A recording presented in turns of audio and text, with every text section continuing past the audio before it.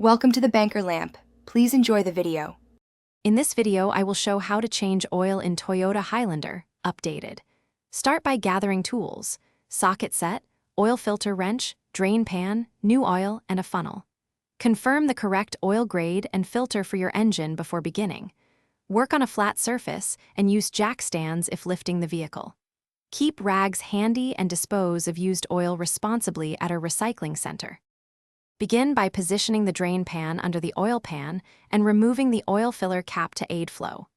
Use a socket to loosen the drain plug and be ready for immediate oil release.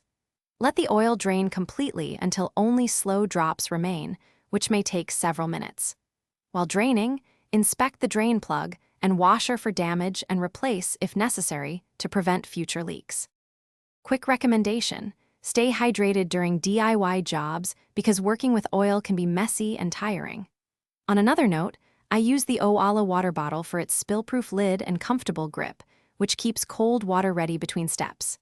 If this tip helps, please subscribe and hit like to support more practical videos. Check the description for the product link and other deals. Now let's get back to the video. Remove the old oil filter with a wrench, watching for residual oil and any metal debris that could indicate engine issues.